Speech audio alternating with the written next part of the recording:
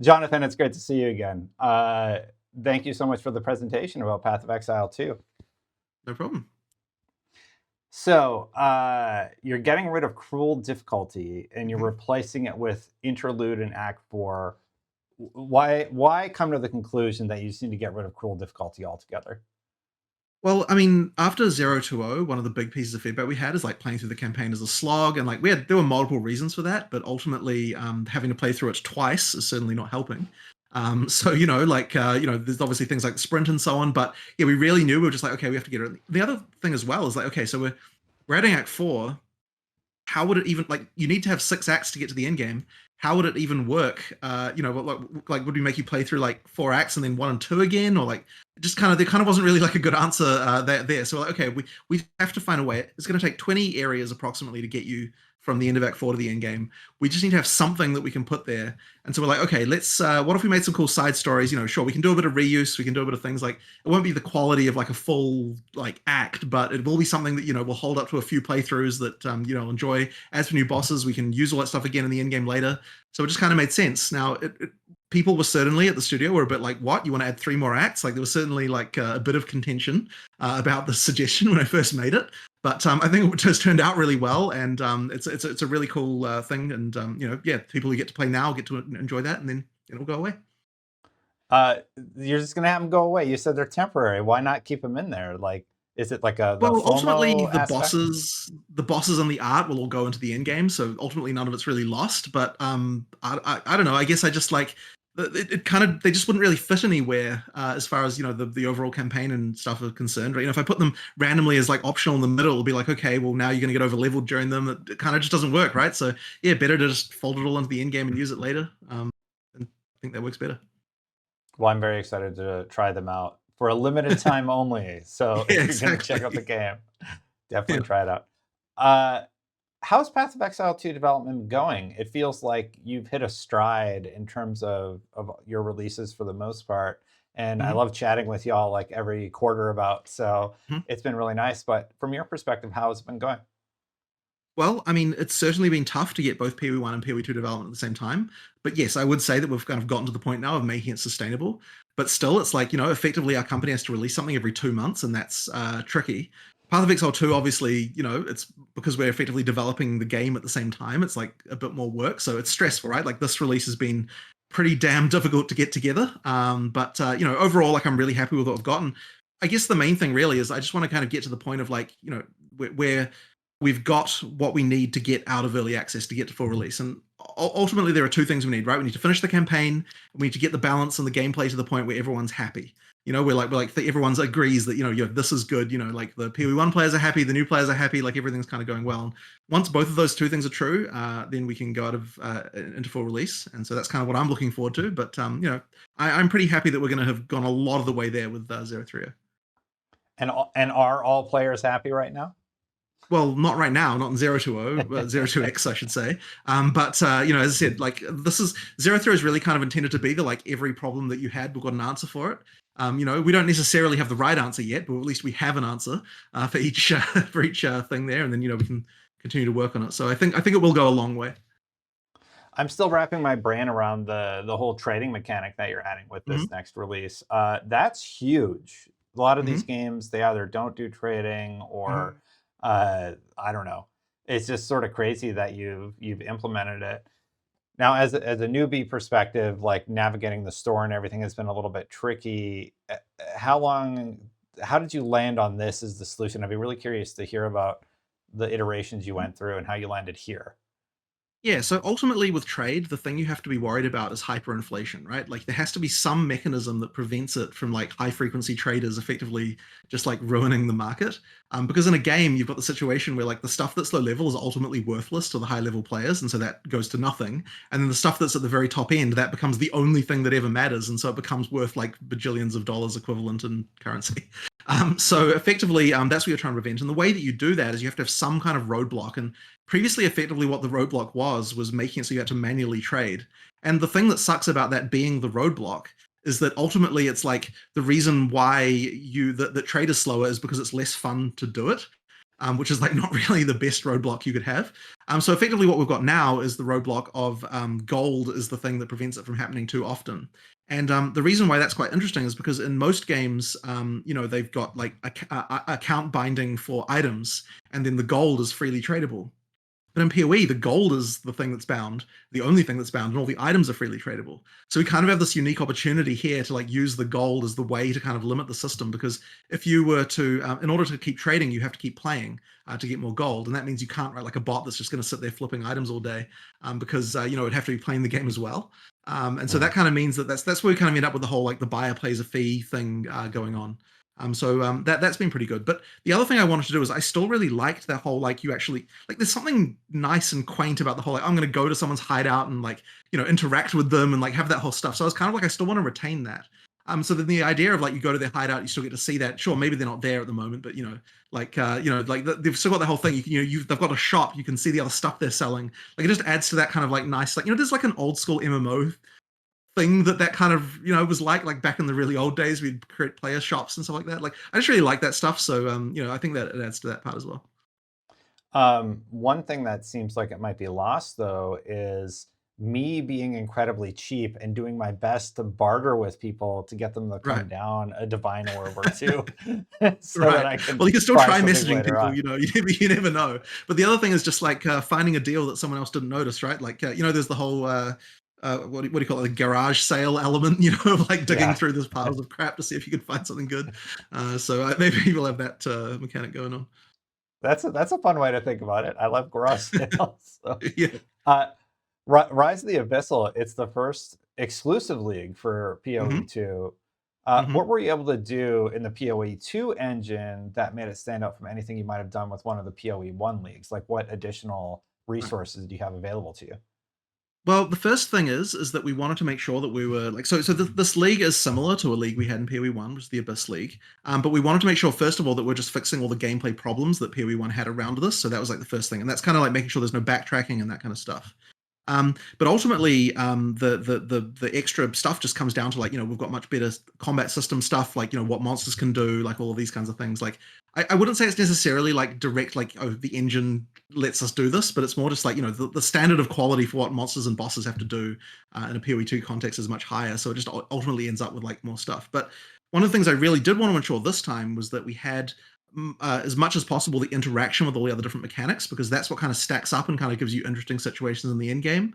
So having all the stuff where it's like, oh, if a rogue exile's on top of it, you get this situation, and if there's an essence on top of it, you get that situation, and like there's things like wisps can go down the hole and it interacts with that, and like bosses, and like this kind of stuff, like having all these like combining elements. Is something that I think is really fun for a league to have, and so that's kind of we're making sure that we've got all those hooks in to the league to make sure they can all work across the different content too. Got it. Uh, can you tell me anything more about Lineage support gems? Like, how are those going to work exactly? Yeah, so effectively what we wanted to do was like we were kind of like, what if a support gem was unique? Like what would that be? If it was a unique item. So effectively, we wanted to make it so there was more chase things to find in the end game. We also were putting a lot of focus on the support gem system this time around to kind of improve it. And so what you end up with is basically they're support gems that you can only have one of them on your character. Instead of them being easy to get, they're like hard to get like uniques are, because they're kind of more of an in-game thing, but they're very powerful. And so like as you find them, they're going to give you really like just like significant upgrades to your character. And there kind of wasn't enough of those like really chase cool things to find in in-game. At the same time, we also like wanted to have them drop like uniques in the sense where some of them are in the world, some of them are from specific bosses. Like you can, a lot of people are like I want the specific thing from my build. I'm gonna like, what boss do I have to go to fight to get it? Like that kind of stuff is quite fun to do. So like effectively you get to do all of that stuff. But yeah, ultimately they're upgraded, really powerful support gems that you can have one of, and there'll be significant upgrades. I do appreciate you making some tweaks to the support gems because it means I get to Mhm. find a new broken thing and and use For it for a sure. season. Sure. I got an odd one for you. Okay, hmm so it's about social media. I see a lot hmm of narratives that people kind of come to on their own accord on social media, and often they're incorrect or there's a maligned interpretation of intent. hmm Mr. Beast comes to mind off the top of my head. I was thinking about that a lot this week. I'm curious, how do you, as a developer and a creator, how do you parse actionable feedback from feedback that is maybe from a fan who isn't quite getting the intention of a mechanic? I know that's a really heady question, but I was just sort of thinking about it, and like I'm curious to Well, hear how you manage that. well, so the most important thing to me is that whenever anyone is angry on the internet, they're not just angry for no reason. There is something behind the issue, right? So even if they're wrong about, or at least in my opinion, wrong about the exact thing they're saying we should be doing, at least they're definitely not wrong about the fact that they're angry and unhappy about something, right? So the key thing really is just getting into the depths of like what the actual problem is. But you do have to be a bit honest with yourself sometimes, because it's very easy to react negatively to negative feedback when you see it. And so you always have to kind of take the whole, the you have to look at it as like, what can we do to improve? What would make this person actually not angry right now, and try to come up with that. Even though it's not exactly what they would necessarily say, it still has to be something that is going to satisfy that. So I mean, 0 is all about that. Like in 020, we had like a huge amount of negative feedback around a lot of different things. We had to really look at like what are the things that are going to do that. And right at the start of the league development cycle, we put up a big whiteboard. We're like, what are people saying about the game, right? People say that the campaign is a slog. People say that there's not enough builds. People say that trade sucks and that kind of stuff, right? Like we weren't putting it in terms of solutions. We're putting it as what is the problem people have, like big list of them. What is our answer to all of these? What can we do about them to kind of try and and fix these problems? And so that's like that's kind of what we've been going, like just like have an answer to everything. Try to make sure that we're actually like moving things forward. And I think a lot of people will give you latitude for like, even if like you didn't necessarily get everything perfect, at least if they can see that you're trying, it goes a long way. So like that's the kind of thing that at least we want to make people, we certainly don't want people to be saying you're not listening to us, right? Like so long as they feel like we're actually trying legitimately to fix the problems that they have, then I think that you can go a long way to making people happy and getting that sort of more positivity in the community. Okay, that's kind of cool. Uh,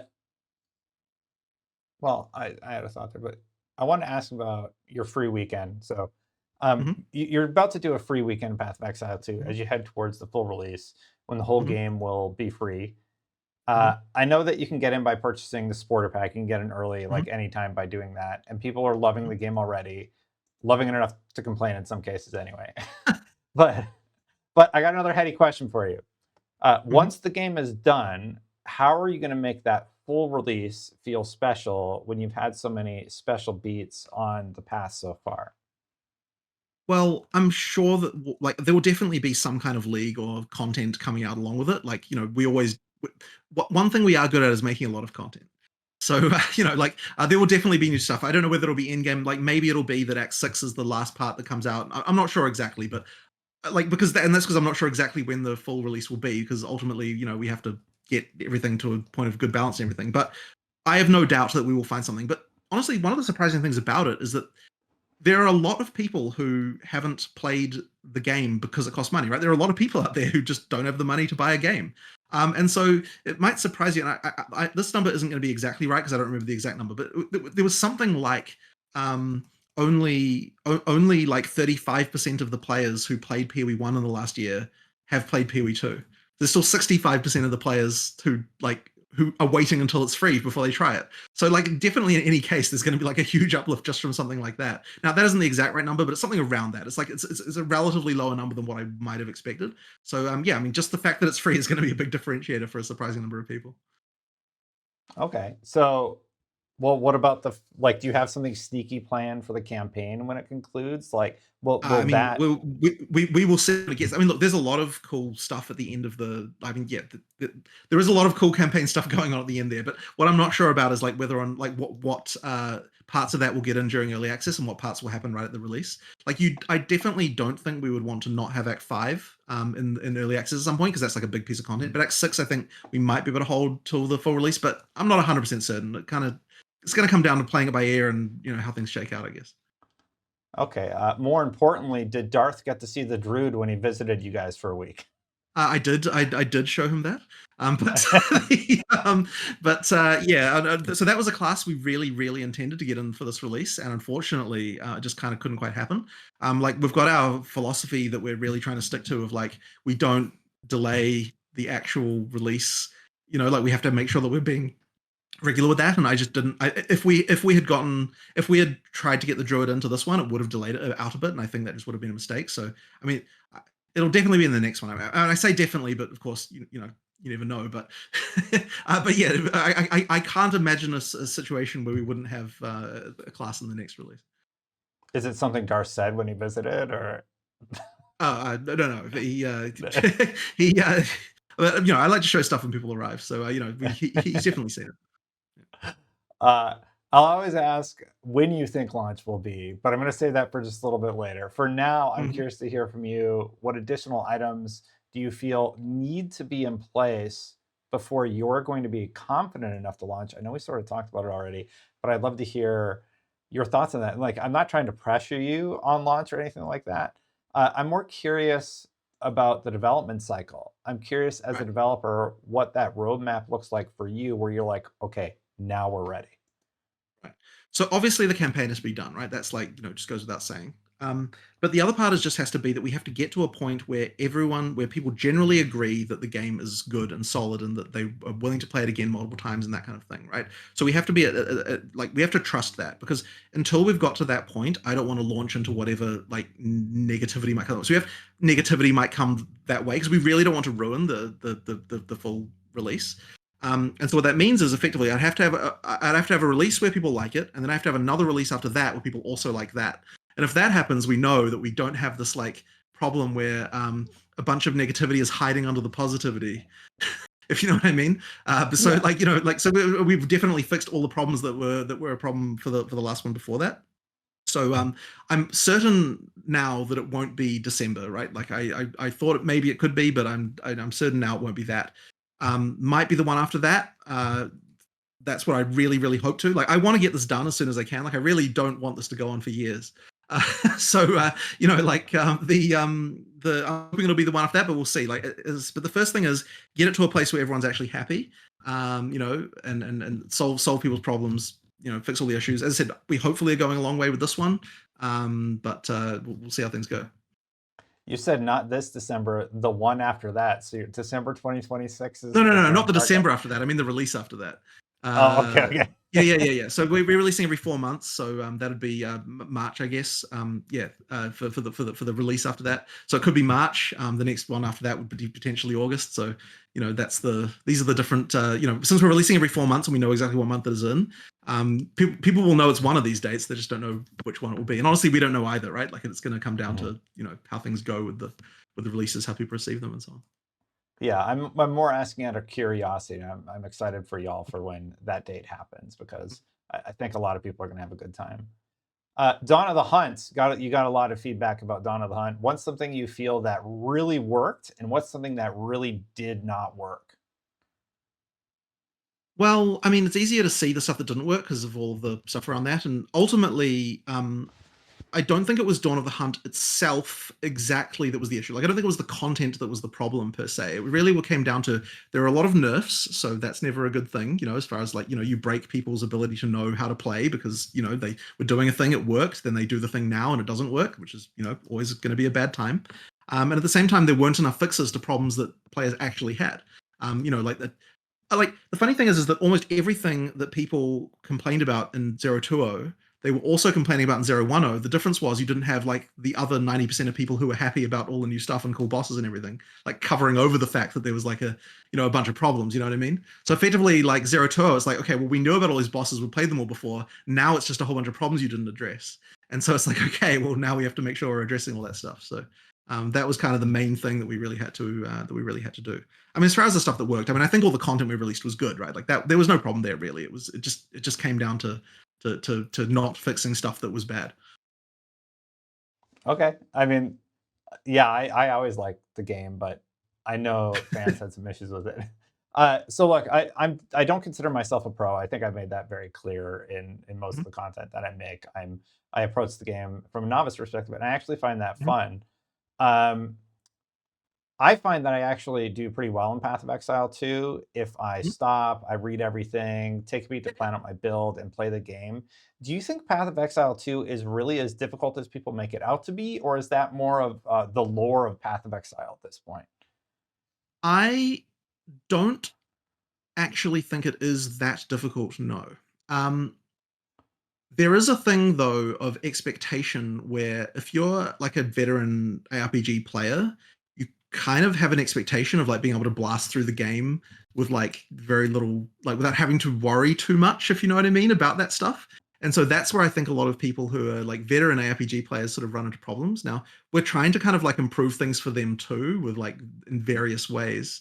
But it's like, I don't think that it's sort of funny actually, because I remember one of our developers, shouldn't even say this, but it was one of our developers who was like watching a streamer like have like a really bad time and just like suck. And then he was said to me, he messaged me with like, I don't understand how I'm a so much better player than this guy who plays the game full time. You know, it's like, it's kind of a funny situation. So you sort of get into things there. But the reason I think is because they have an expectation to be able to get through the game fast, to be able to, you know, like to feel successful very quickly and that kind of thing. So I sort of suspect that's like part of the concern there. But as I said, I do believe we can get things working and like to make it so that both groups are happy. But yeah, it just takes a little bit of effort, various changes to make it work. I won't tell Rax if you won't. No, just kidding. You know, early on, you said there would be a lot more focus on story. I remember talking to the team and how excited they were. Uh-oh, camera quit out. Let me just switch that really quick. Got to back up.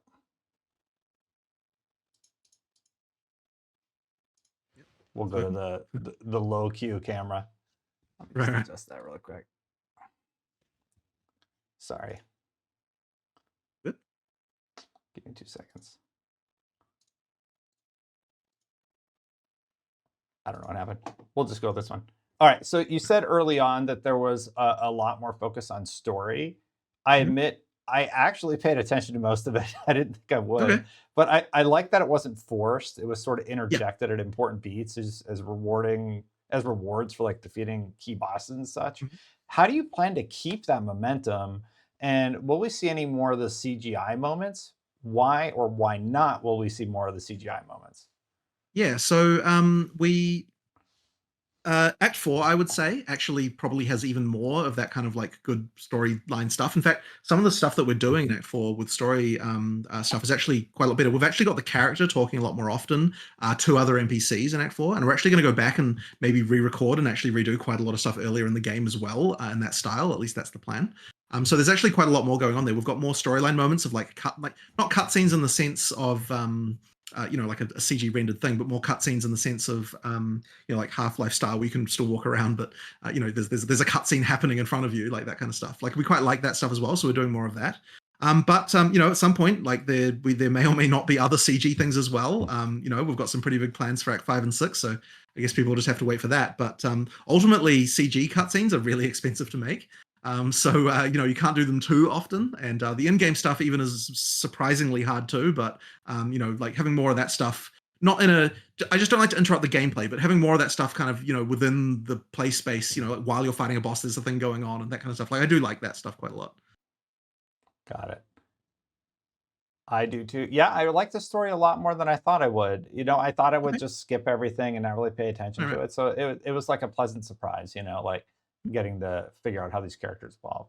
Do you ever worry about adding too much to Path of Exile 2 to the point that it's overwhelming for a new user? Like I lapsed for a few months of Destiny. I have like 3,000 hours in that game. I hop back in and I don't know what the heck's going on.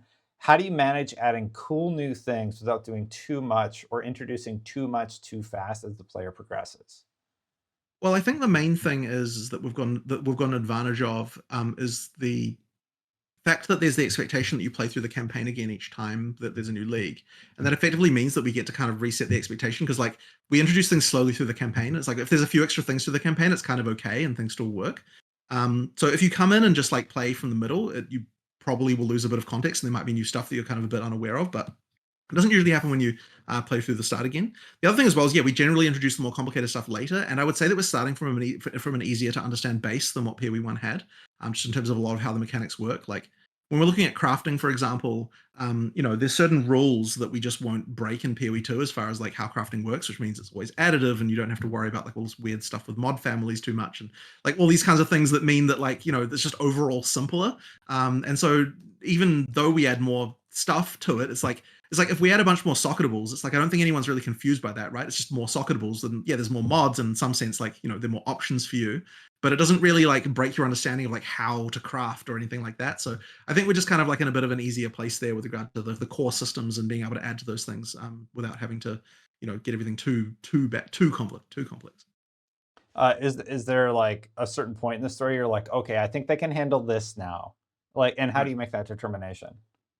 Well, ultimately, I would say that like once per act, you can add like a new game mechanic or so. So, for example, we've still got the Wisps in Act One, but I mean, Abyss will be through the whole game because it's the new league. But ultimately, once we don't have Abyss as a league, you know, we might choose to introduce that in like, you know, Act Two or something like that. You know, I don't know if it will be there or not, but you know, like, and then we'll introduce like another one in the act after that. It's like you kind of you spread them out a little bit, and then, you know, you can still have them then appear in later acts as well. But the nice thing is just like, you know, just by spreading it out, you get that sort of nice feeling of progression without getting too crazy. But I would say one mechanic per act is probably fine. Maybe two if you're pushing it. Okay.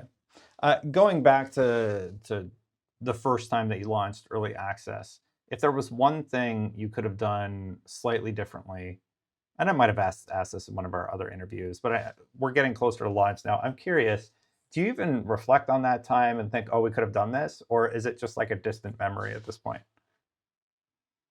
I mean, it's very hard to say what we could have done differently because, like, we didn't. I don't think we could have had the information we needed to have. Like, on some level, when you're talking about a game as complex, in terms of, well, not even necessarily complex, but it's just in terms of all the things that can mesh together. Like, I don't think it's possible to exhaustively. Like, I don't think any amount of testing would find the problems that you need to be able to find by throwing a bunch of players at it. So it's really sort of hard to look back and say, oh, we could have done this or we could have done that, when it's like, you know, how you know. Now, what I do wish we'd have done for 020 was concentrate more on the negative things that people were saying, like even though they weren't that loud at the time, because like, you know, ultimately they were very important. So that's the kind of like, you know, the mistake I don't want to make again, is even when there's a bunch of positivity, still be focusing on the negative things to like kind of to tease out what it is that needs to be improved. So that's honestly what I would like hope that I could do better. But yeah, that's kind of the main thing, I guess. Got it. Well, my last one was going to be, so early 2026 for full release, you're thinking, but you kind of answered the question already. So, Right. Yeah. yeah. So instead, I will just say thank you so much for continuing to work on Path of Exile. I know the fans No problem. appreciate it. I always love getting to chat with you, and I wish you luck with this latest release. I can't wait to try it out. Thank you very much. See you there. Thanks, All Jonathan. right. Thanks for watching, everybody. I hope you liked that video. Thank you so much for watching. Hit that subscribe button, hit that bell if you would like to see more. And while I have you, if you would like to support, please consider supporting over at patreon.com/SaveStatePlus or by becoming a YouTube member. Huge shout out to Chris Ferretti, Phil Aroni, Aries EMS, and Shane Carroll. I'm going to get out of here, but check out one of my other videos because I've got a lot coming out this week, so don't miss a thing. I'll see you for the next one. Bye for now, everybody.